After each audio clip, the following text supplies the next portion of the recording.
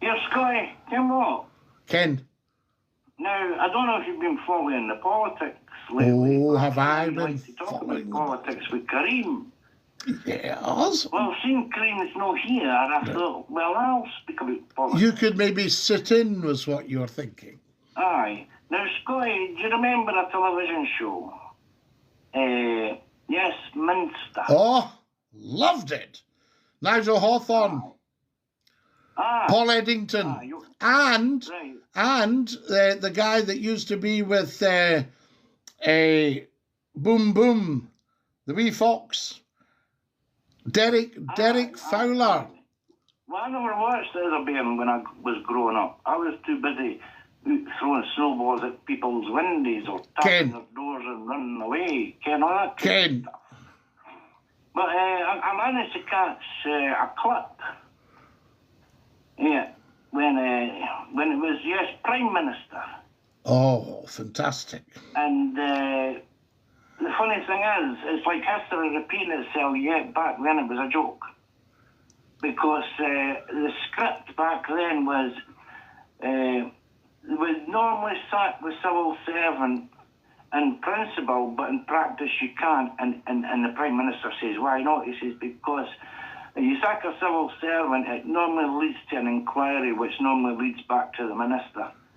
And I thought, that's happening now. Now, Numpty, I'm going to tell you, I'm not going to comment on anything live, because I would never do that. But, no names. No names, no Pedro, but I'll tell you what I can tell you, you're 100%. And I'll tell you why you're 100%. The civil service is what's effectively the permanent government, right? And they are getting on with it. Now, in theory, once you make it to ministerial level, you could sit in your office all day and ask for nothing more than, could somebody get me a coffee and a biscuit, please? Right? Because they're not bothered. But if you said, could you give me the figures for? They'd be there on your desk in minutes, right? And if it was a high enough ranking thing, then the permanent secretary would say, what does he want that for? I'll take them in or whatever, you know what I mean? So you've got all that going now. There's an unspoken rule in Parliament, right? The present lot might not know all this, believe it or not, especially some of the younger members, but there's an unspoken rule. You never blame anything on your civil servants, right? Because it will come back on you tenfold, because what you're doing is you're effectively threatening the establishment, right? Because if you look at it, politicians come and go. Secretaries are career, particularly the mandarins, because the kind of knowledge and the level these guys operate at, you can't buy it. You can't buy it, right?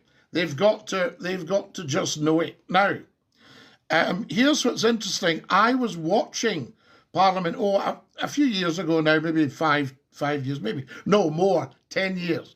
And a young, kind of wet behind the ears politician was on his feet. And he goes, and I blame the civil service for this.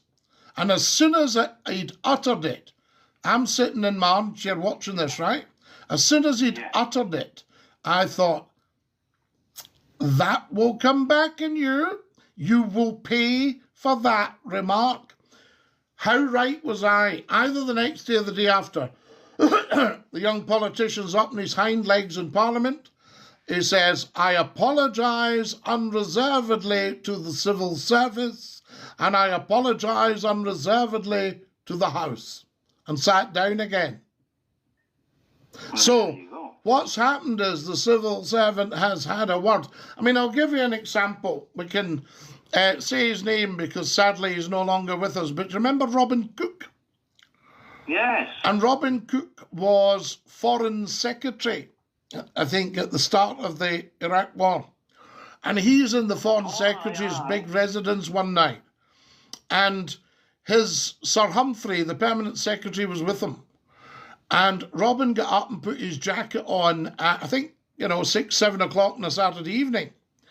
And his Sir Humphrey said to him, what are you doing? And he said, I'm going out to get some food and stuff like that, you know. Are we done here for the... And his civil servant said to him, no, we are certainly not. He said, we are working tonight.